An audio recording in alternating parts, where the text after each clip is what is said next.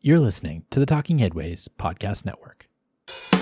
Talking Mondays. Keep moving on. Keep moving on. Talking Mondays. Keep moving on. Keep moving on.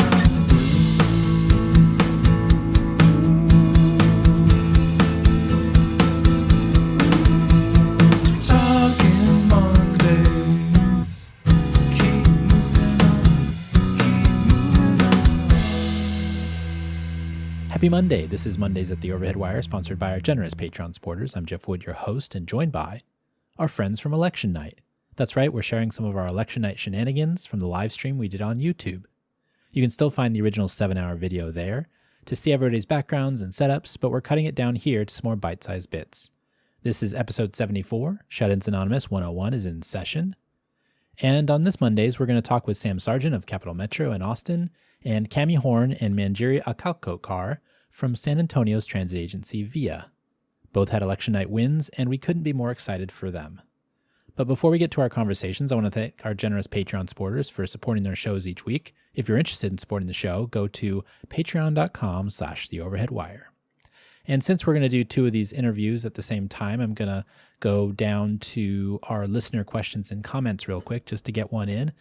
We had from last week to get that in, and then we'll go to the discussions. So this is the listener questions and comments. Hi, Jeff. I'm a longtime listener and have sometimes tweeted at you. I was listening to episode 72 today and you talked about an article on e-bike subsidies and electric car subsidies, and it reminded me of a topic that's been at the top of my mind for the past few weeks: neighborhood electric vehicles.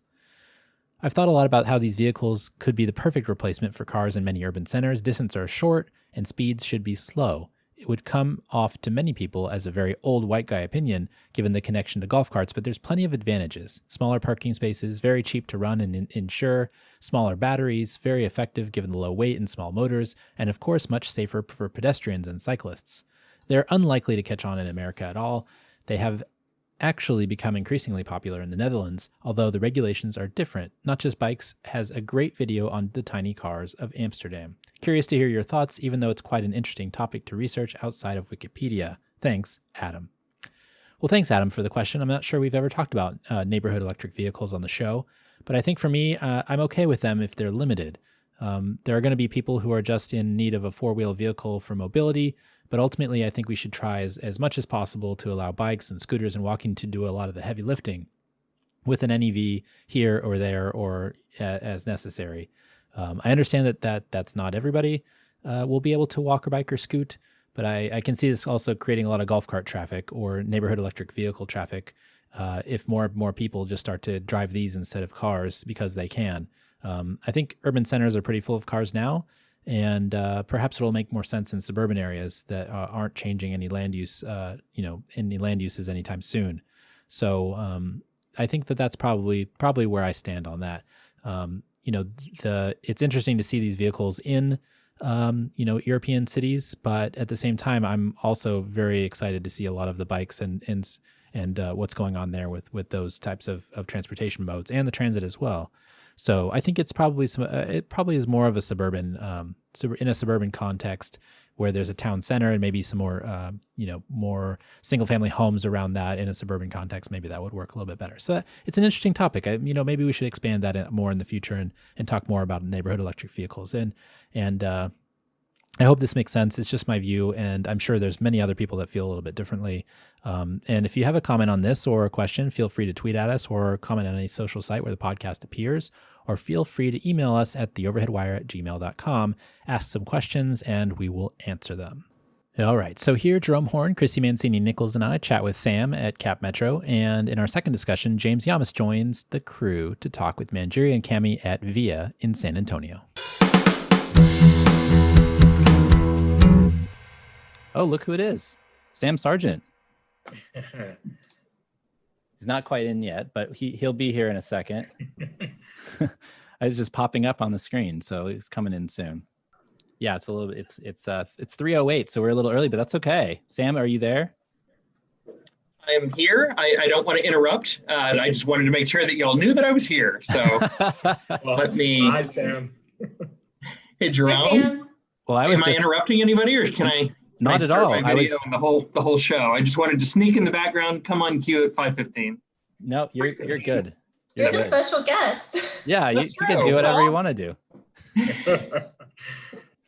Well, it's an exciting night. How is everybody doing? I'm nervous. I'm not gonna lie to you. Sure. Like, You know, I'm I not think, going to look at Twitter. I think that is completely healthy. I think that you get nervous when you really care about something. So That's true. That's true. It feels to me, I did a bit of cross country racing in high school and college, and it feels like race day. And I can smell the grass the grass is cut. I can smell it. I can feel it, but the gun hasn't gone off yet. So I'm I just a agree little bit with you. I on ran the track edge. and cross country. I didn't run it collegiately, and I know 100% what you're talking about. You've got that nice kind of rigid bagel in the back of the bus, and you're hungry, but you don't want to eat it. And then eventually you're off to the races. It's over quicker than you thought, and hopefully you come through it successful. I Yeah. feel good here in Austin. So Good. Well, yes. So we welcome Sam Sargent, Deputy Chief of Staff for Capital Metro in Austin. Sam, welcome to the show. So what's the mood in Austin like? Well, again, thank you, Jeff, Jerome, and Chrissy for having me. I'm really excited to be here. I would say that the mood here in Austin is really positive. It's a community conversation that we've had going on now for, let's call it 2.5 years in earnest for this iteration. But for anybody out there, and I'm sure many of the folks watching and listening know Austin's history as it relates to transit elections, knows that this is our, let's call it our third go around with light rail. So it's a conversation that's been going on for a very long time. 2014 was the last time it went to the ballot. I began at Capital Metro in very early 2015, so right after that election. And as soon as I got there, our long range planning team was picking up the pieces, let's call it, and pulling together all of the studies and had laid the groundwork for what ultimately became this Proposition A, Project Connect. But I would say that people on staff, and again, I should probably reiterate, being a government employee, transit member staff, we do have a political organization that's out there that I'm not part of, but I think that staff feels really strongly that this time around, we got the plan right, it's sound, we did more engagement on this than we've done on anything, and we pulled together a coalition of community members, I think that was much broader than anything Austin has done, at least with transit, before. So I think we're feeling positive. And then of course, turnout is very high in Austin, like it is everywhere, where our county clerk is saying that we may be pushing towards the 80% turnout, which would certainly be a record. It may be more like 75%, but I think people are feeling positive. That's incredible. So Prop A, like you said, it's one of a number of ballot measures from history that this is the one that we're working on currently. I'm wondering if you could tell us a little bit about it and give us a little bit of background on it. Sure. Yeah, absolutely. So Proposition A is the culmination of the 2.5 years of Project Connect version, whatever you would like to call it, but it pulls together, at least from a map standpoint, there's obviously a lot more technical work that went into this, but it pulls together one of the core parts of the community conversation that's been here in Austin about investing in something like light rail, which is this one central spine of light rail. That was actually what was more or less voted on in 2000, along with a line to the airport, which was part of the 2014 plan. But it brings it all together. And so what the plan is, it's $7.1 billion. It is part of a larger system vision. And it was, I wouldn't say pared down, but it was just phased in a way that made it $7.1 billion. It is 2 light rail lines. It is some infill stations on our red line commuter line. It is a brand new green line commuter line that goes out to the east of Austin, heads out to East Austin, and then eventually to one of our suburban communities, but that would be in phase 2. And then it's 4 bus rapid transit lines, as well as some new parking rides, new customer amenities, some technology upgrades, and things like that, as well as, I should have mentioned, a number of new circulator zones, up to 15 new circulator zones, which right now we call pickup. So it's pretty comprehensive, it's very multimodal, but I think that the parts of it that have gotten the most attention, again, because it's been part of this 20-year conversation, 20 years plus, are the 2 light rail lines that would ultimately form the new spine of our existing transit network. So you mentioned that you've done more outreach than you've ever done before for this particular initiative. Can you get into a little bit of what that outreach looked like and how you tried to make sure that you were reaching all parts of the community, and especially considering COVID, what some of those challenges may have been? Yeah, absolutely, Jerome. I would say that we cut our teeth doing a huge outreach process as part of our bus network redesign, Connections 2025. It was later rebranded during its launch as CAP Remap, but that was a big overhaul of our whole bus network. And that really gave us a lot of practice on trying a variety of community engagement techniques, a lot of going to them.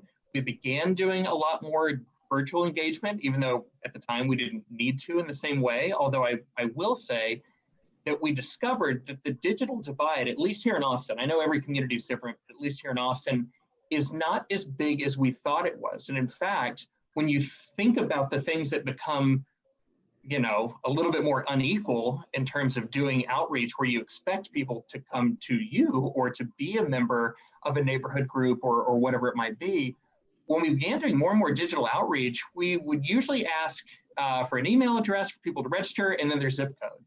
And it was really interesting how many people we started pulling from these very underrepresented, at least underrepresented in community engagement standpoint, areas. Because it was people who could get on their smartphone, get on a tablet, but they were at home. They probably didn't have the luxury of going to a library at 7 p.m. on a Wednesday, your very traditional meeting. And so we began testing that out. That effort was really successful. We began rolling it out for Project Connect. We started engaging a whole lot of people. COVID hits. We transitioned everything to being online. And while our nights were extremely busy, I mean, we were double and triple booked just like we would have been if we were bouncing around town, going to elementary schools and people's living rooms and wherever. We were able to do these Zoom engagements far more effectively. We were able to do 10 city council district-based virtual open houses that were far better attended than they ever would have been had we done them in person. And again, it's just that luxury of time. And so I think that go to them technique really worked and the digital engagement really worked well. We also did phone engagement, we did mailers, we did as many different things as we could do to get to people at their comfort level, at their technology level, whatever it might have been. And I feel confident and I feel very proud of what we did here on that side of things, because I think that we educated people very honestly. I think we had to be very, very honest, because as we all know here in the transit sphere, is that people began asking these very existential questions of, is anybody going to ride this again? And it was a good chance to have that conversation in a real honest way and to explain in a place that we expect to double in size between 2020 and 2040, so a region that goes from 2 to 4 million, maybe more, that even if our mode share stays what it is today, we still have to build more infrastructure. And we have to do this to create more jobs. And we have to do this to create ways for people to get around wherever they're getting around, even if people are teleworking more, that's equitable, that's sustainable, and that's the type of infrastructure that people just expect in a city of our size. So I feel like it was really honest. It wasn't just a pitch, and people really caught on to it. And there were parts of the plan that people may have disagreed with, but I think that people appreciated that honesty. It went a really long way. Yeah, everyone I know is moving to Austin. So True. it's bonkers. So as you're saying, you need Project Connect to really think about a future Austin and what that looks like. So I guess that helped you make the case to the voters. And is that what's going to back up your case to the Fed so that you can get that federal match and have all the funding sources lined up?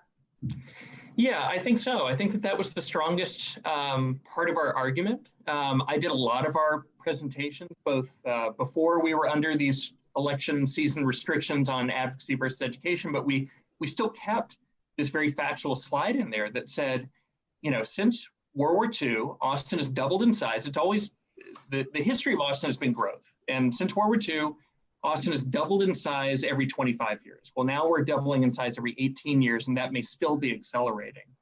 And yet our road network, for anybody who's ever visited Austin, I'm not advocating for more highways and anything like that, but it is surprisingly constrained. It's topographically constrained, geographically constrained.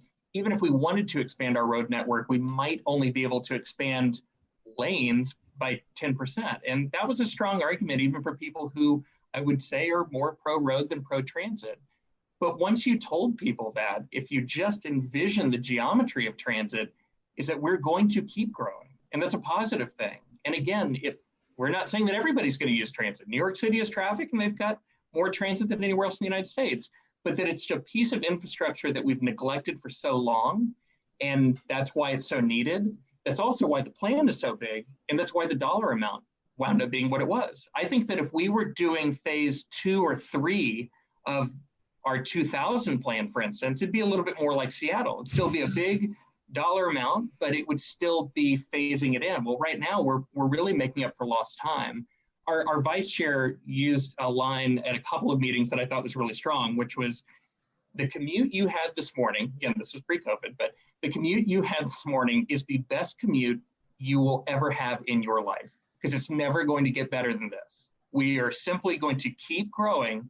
And until we create ways to move people more efficiently in smaller packets, it's just not going to get any better. And I think that that was really strong. And I think even among the people who, I wouldn't say are anti-growth, but the folks who tend to be more comfortable with where they are and how their community is currently set up, they get it. Something has to give, that a no build is just not an option anymore. And I think that that was a strong case that we made. And I think that we changed a lot of folks' mind about transit generally, not just Prop A. And to your final point, I do think that that level of commitment and having a unanimous vote from our board and city council and the coalition that we pulled together, and the funding source, which I should note really quickly, is very unique in terms of, in Texas, you cannot assess property tax to fund a metropolitan transit organization. But so we're partnering with the city of Austin, and the number was large enough, and we needed ongoing O&M funds, that it's going to be a property tax underlay covered by the city. And I think that that steadiness is really going to make the FTA feel confident should we get a yes decision tonight. I will say I've worked on property tax reform legislation before, and I've never seen so much detail on the impacts of a tax. I mean, the amount of detail I found just on how individual people were affected and the benefits and just how the property tax works was so great to see the educational piece that you guys did.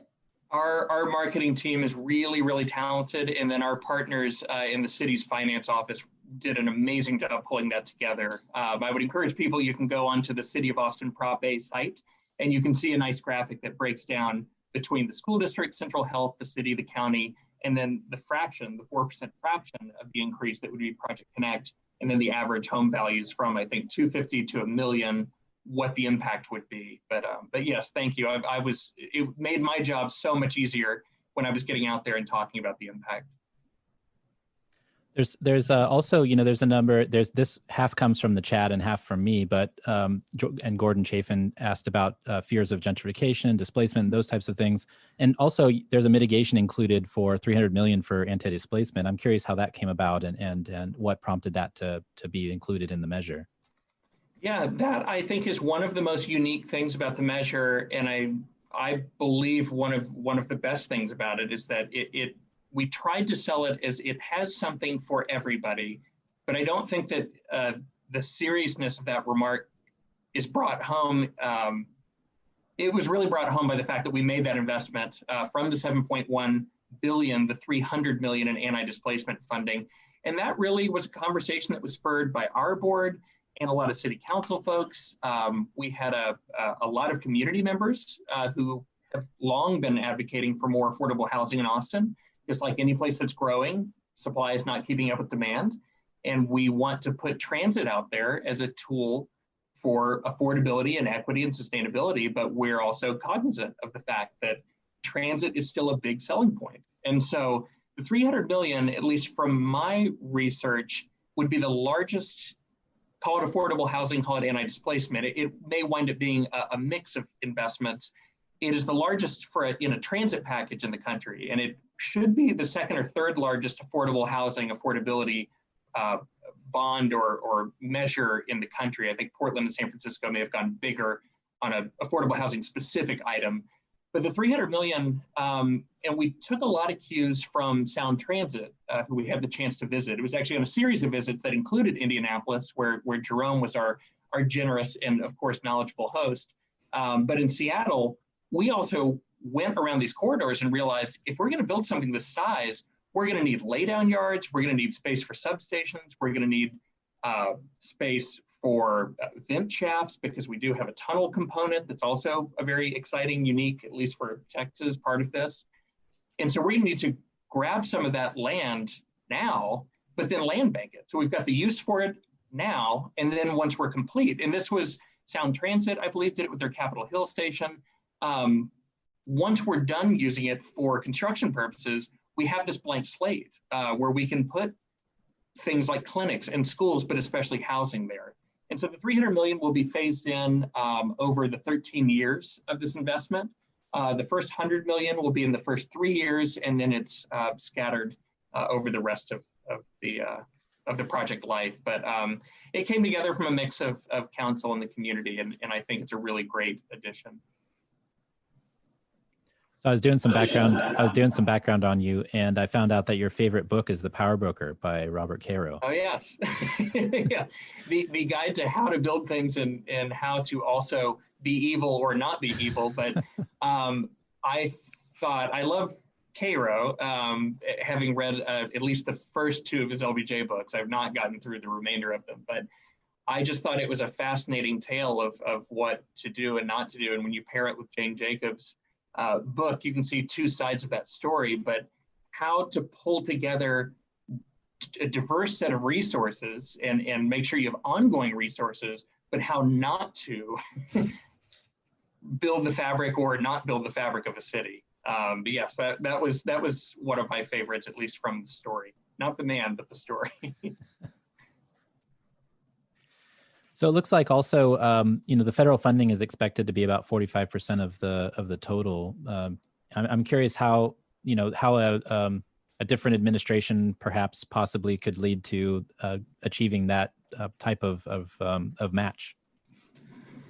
Yeah, I think that the history of those matches and the size of those matches from a percentage and a dollar amount in the previous administration was larger than it's been in the current administration. So I think that may be one factor as we're looking into the crystal ball, but we also wanted to be very realistic and to not have this be a question of who is going to win other than whether or not Prop A wins. And we looked at just an average of some of the other projects that were out there on the West Coast and the East Coast, as well as Houston. And the average got us into that 40 range, and we feel very confident in the strength of the actual program of projects, that 45% is reasonable, and it would be a mix of new starts and small starts, because like I mentioned, we have a couple of nearly shovel-ready, they're actually already in project development, the Metro Rapid BRT lines. We already have 2 BRT, let's call them BRT light lines that we're upgrading. These would be 2 more. New starts would be for those light rail corridors. And then it's yet to be determined what the federal program would be for the green line, that a little bit further off commuter line. But the 45% came from just a study of recent projects, both in the Trump administration and the Obama administration. Before we let you go, just got a quick fun question. What is your favorite transit line anywhere, regardless of mode? Ooh, that is a very good question. I would say, and if we have any friends here from Los Angeles, you'll forgive me. I want to say it's the 507. It's a local bus that runs from the Santa Monica Expo line station out to Malibu. It is the most scenic local bus route that I've found. The other one would be the SF Muni bus that goes out to the Marin Headlands, which is fantastic, and they only run it on the weekends. It's a great repurposing of commuter coaches. So I think California may have taken the cake there. I don't have the Micro Museum of Transit, forgive me, Jerome, for butchering the name, but I am a rail and lover through and through, but I work at a more bus heavy agency. So of course I love bus.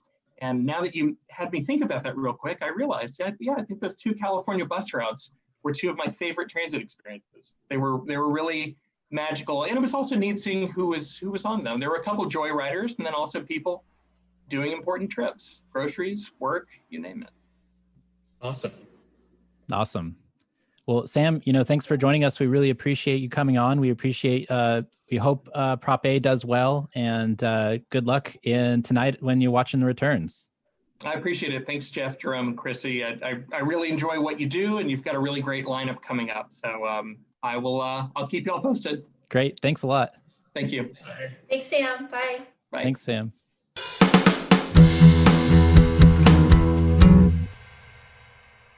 So I see that Manjiri and Cami are close to joining us. I'm wondering if you all ready yet. I can see that you're around, but since you don't have there you go. Oh, how are you doing? Good. Can you all hear me okay? I can. Okay, good. Manjiri and I are actually here in the office, separated by a couple of doors and a couple of walls, but it's really great to be with you all tonight. Well, we're glad to have you all. What's the feeling like in San Antonio right now? Oh gosh, I can only talk about my own feelings. I have no control over others. I feel good. Yeah, it's really been a great educational process, and informing the public about our Keep San Antonio Moving plan, and it's just been wonderful. And I don't know, Manjiri, are you there? I'm there, and it seems my camera has stopped working. Well, can I just talk? I want to say something about Manjiri, because Sure. She's been amazing to work with through this whole pandemic. And one of the things that was just incredible was the way in which she mobilized a pretty small team of service planners when everything hit. Back in March and April, we have 90 routes, and she has a team of 4, and they were just working so hard to understand our ridership and work with our social distancing policies, and do a lot of work on mapping of where people were going and living, working, and it was just really amazing to see how everyone pulled together. And I thought about that because it's leadership in our transit world, and you can talk a lot about the technical, but I think also that element of leading people, when you have people that they have to do all of these things and continue to do all of these things, every day to keep our service up and running. But you also have that human element of being a leader in the workplace. And so, Manjiri, if you can hear me. Yeah, I can. Amazing job.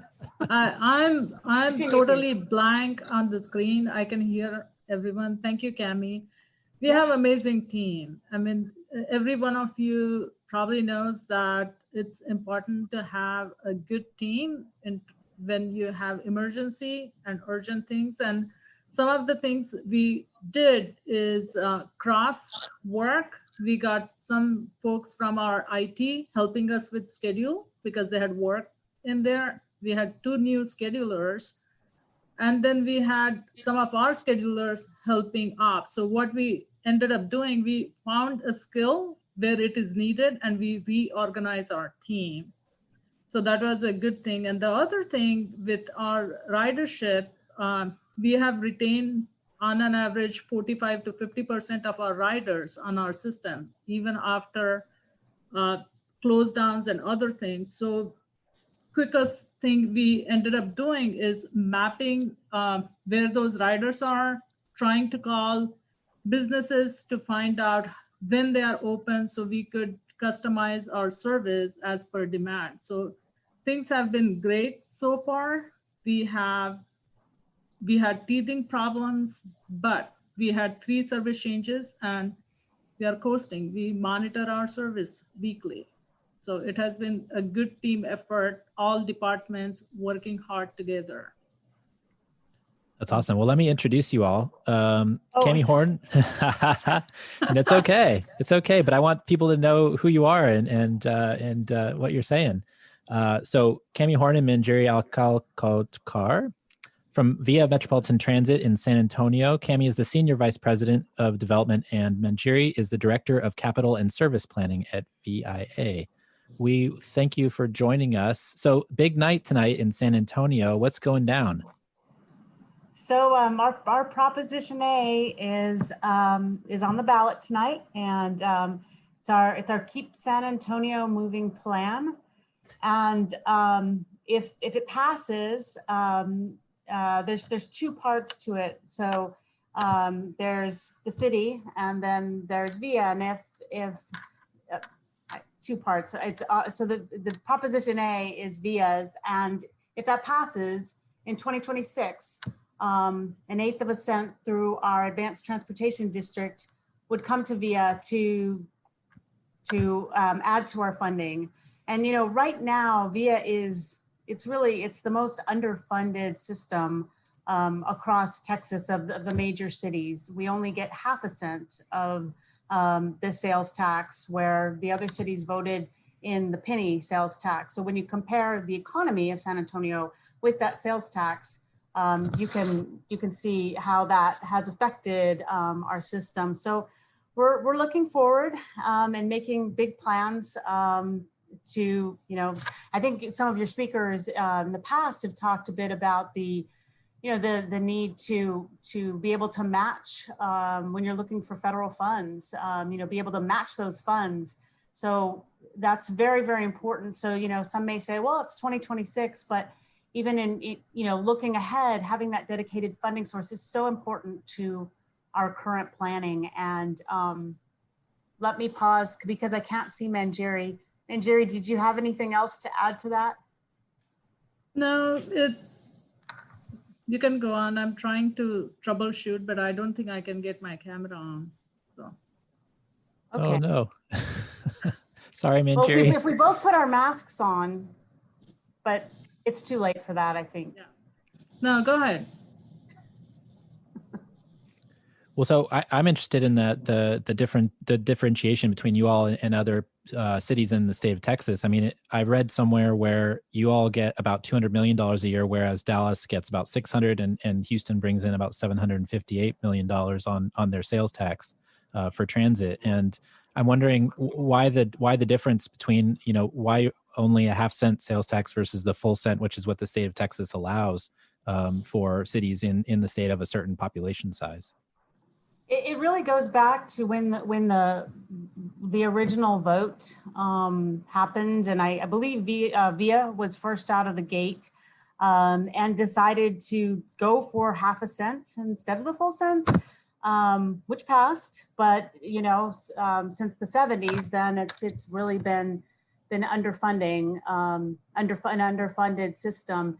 And the other thing that I wanted to point out about that is our service area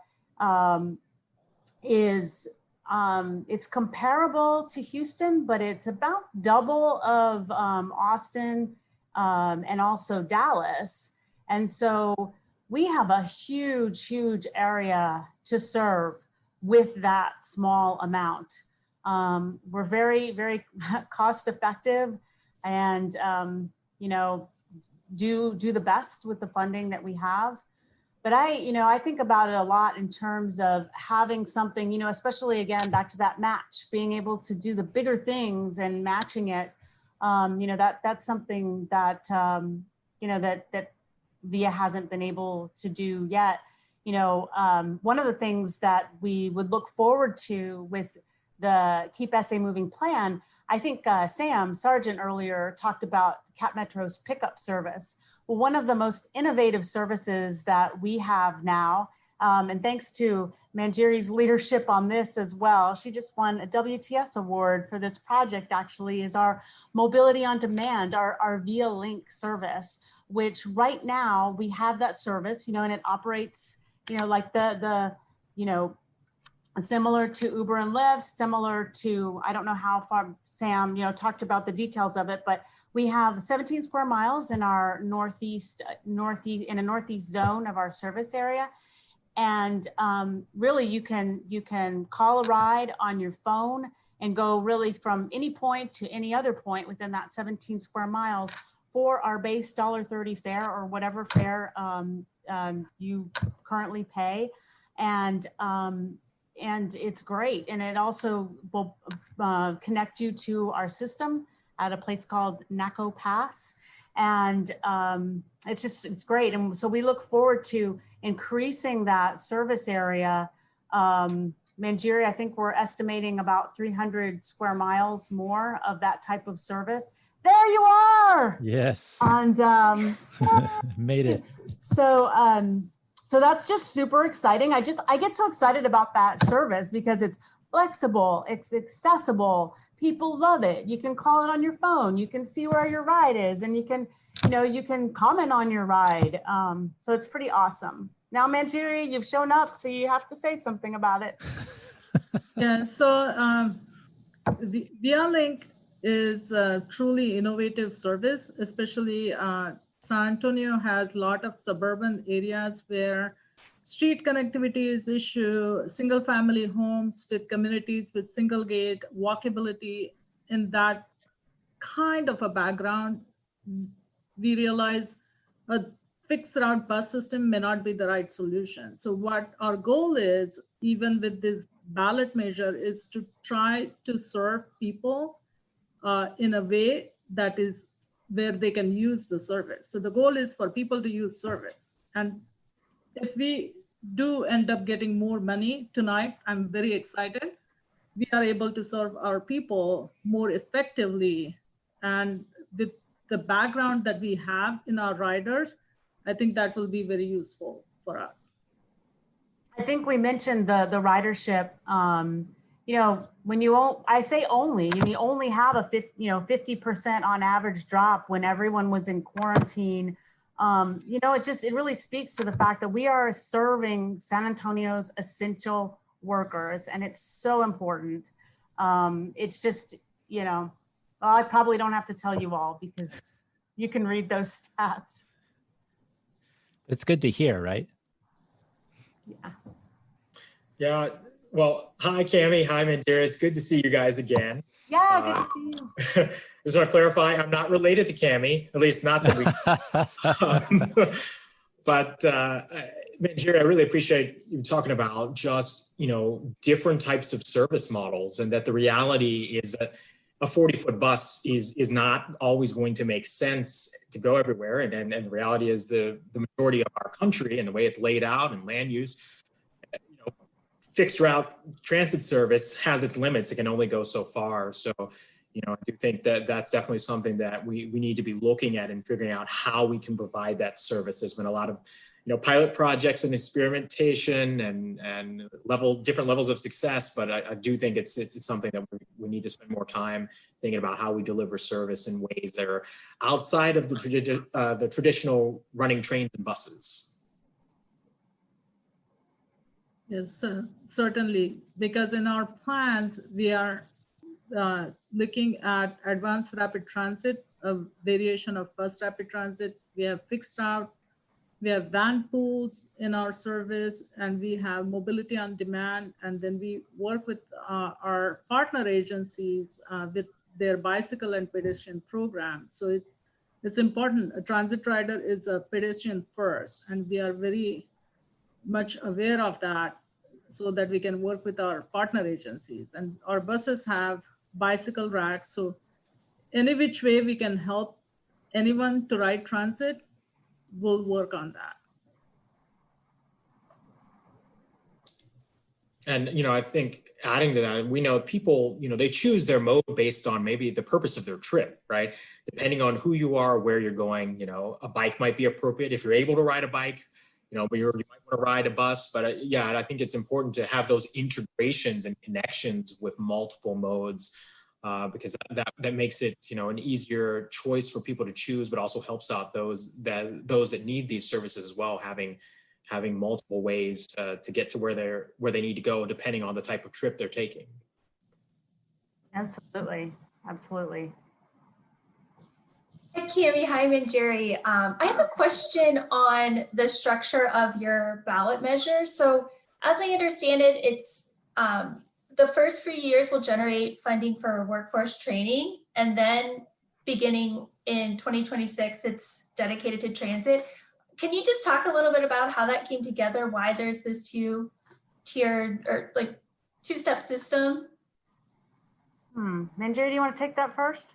Yeah, so City of San Antonio is their advanced transportation district, which is VIA's ballot measure is on the ballot. So VIA comprises of multiple cities.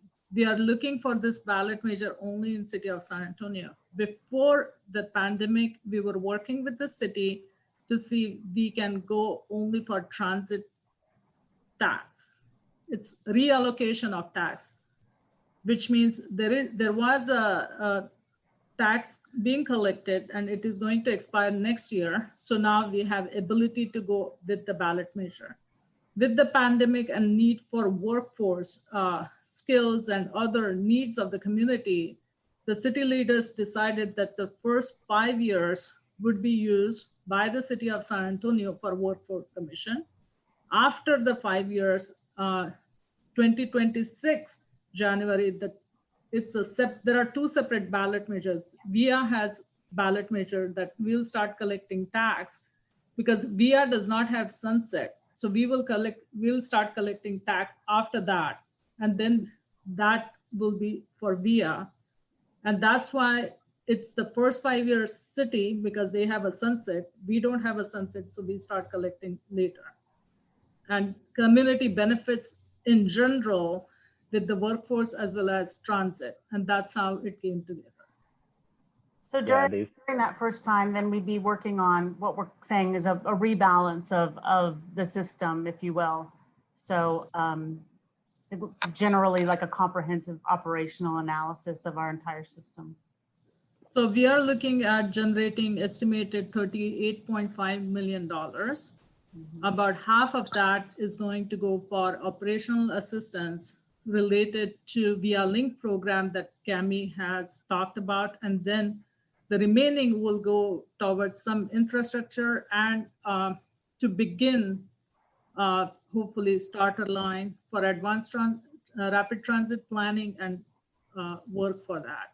It's not a lot of amount, but currently with the funding we have, we don't even have ability to expand unless we reallocate between the services. So we are very eager and looking forward to any funds that we can get, even though it's after 5 years.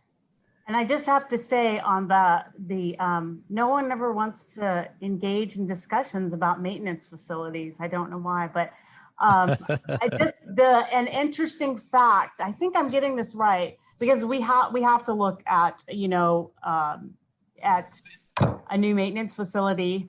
Our maintenance facility, I believe, was constructed in 1947. Is that correct, Manjeri? Yeah, about that time.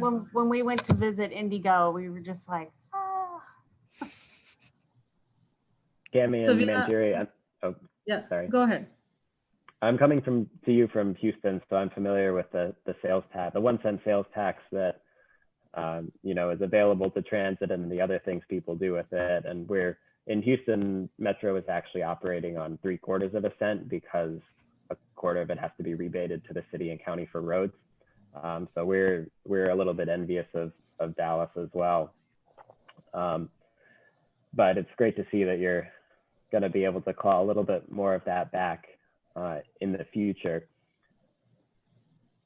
One thing that we came up against in our referendum last year for Metro Next, it was somewhat similar in that it was there's no new revenue for transit. Well, you're at least going to get new revenue for transit. There was no new taxes and also no new revenue for transit. It was just bonding authorization. And so there's, limited ability to really expand or to make major service improvements. And I think they did also sort of recalibrate that 3/4 cent compromise so that there will be more for transit going forward. But one thing we heard from a lot of people is that, this isn't enough for a city of our size and a city that's growing like we are. And they're right. I mean, all I could really say was that, we got to take the next step before we can take the one after that. And this is our opportunity to do that. So have you been hearing similar things where people are recognizing that this is a step, but not where San Antonio needs to be eventually? I mean, I think generally those who know VIA can, think about that. I do think sometimes though it is a big surprise to people when they do kind of understand the funding and just when they learn about the funding. I've noticed just in general conversations, sometimes it's a surprise to people to know that know about the underfunding. I don't know what you think about that, Manjiri. There is a general understanding that we are not funded to the level that community would want, because there is a lot of discussion about rail or rapid transit system and why we are behind. So there is a recognition of that. And the other thing is there is a recognition in that available avenues for us to go after funding is limited at the local level. I mean, you can only get capital grants, but we are short on operating dollars. And that's the key. And that's a message that we want people to have is we struggle with operating dollars. And this ballot measure will allow us to make gains in providing service. We are not talking like Austin on large infrastructure yet. We are just hopeful that slowly and steadily we can expand and serve people of this community. So speaking of Austin, I have some updates. Do you guys want to hear an update? Yes. You're nervous. So with 319,000 votes counted, 58% yes, 41% no. So it's winning so far with the early ballots. Sounds pretty good. 58%. I like it. I like our chances. Yeah, that was Austin. That's Austin. Yeah, that's Austin. I wouldn't count those chickens yet. I'm not counting chickens. I'm just saying where it's at. In 2000, I think it was just over the same amount of ballots in this one. Obviously, we're 20 years out, and there's a huge amount of population growth. That's a big difference. But I think that's interesting that the early ballots are about the same as the total ballots for 2000. So it's kind of fun. Yeah, I'm really pulling for San Antonio, of course, but especially Austin tonight. I mean, they're asking for something big, and they really need it. They're between a rock and a hard place with their housing policy and transportation policy historically, and they need this big move if they're gonna, start solving those problems.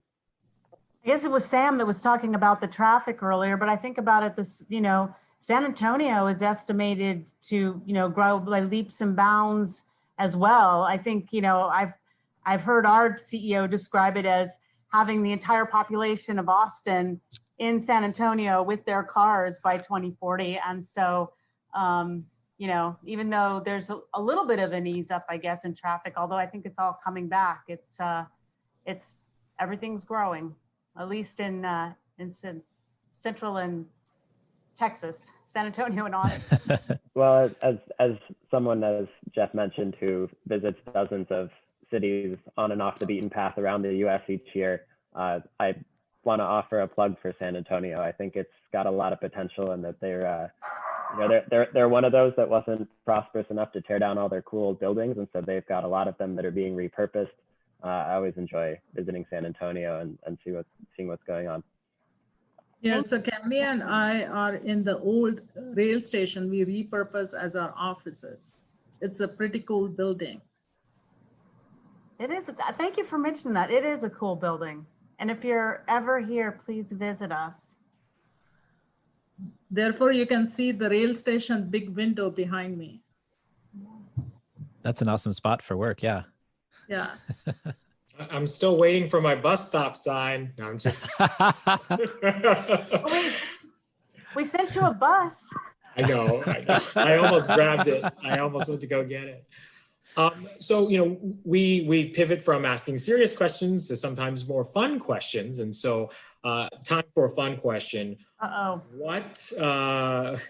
What do you have a favorite transit route anywhere? And it doesn't regardless of mode, doesn't matter if it's a bus, train, monorail, gondola, whatever. The most fun transit commute I had was from New Jersey to New York on a ferry. It was the most fun commute. Not often, but often enough. I do love New York City for that because it's a seamless from ferry to a path train sometimes if I'm going to New Jersey, or ferry to subway system, and then to a bus system in Jamaica. So that's where I felt the different mode and how you can seamlessly go without an app at that time.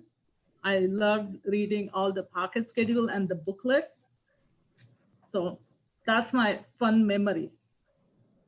I mean, I don't want to go out of Texas tonight, but I will have to say that the Valley Metro system still holds a special place in my heart because I was there volunteering, keeping people off the tactile strip on the day it opened. And I just, that's just a special memory, just seeing people, seeing a train for the first time, but that's not Texas. But I know you just asked anywhere, so. Yeah. No, thanks for sharing. Yeah. This is awesome. Thank you all so much for doing this. It's a really, really cool idea. And it's been fun socially distanced hanging out with Manjeri today too. Yeah, I'm listening and watching your show. It has been pleasure for me. Not worried about election, just enjoying the conversation. Thank you. Well, thank you all for coming on. One of the reasons why we wanted to do this was to distract ourselves a little bit from the madness. So this is, I think, been a lot of fun, and we appreciate everybody that's come on so far, and especially you all for joining us from San Antonio. And we wish you the best of luck with the ballot measure and hope it passes. I know you all aren't allowed to be political, but we can, so we're going to say we hope it goes well. Talking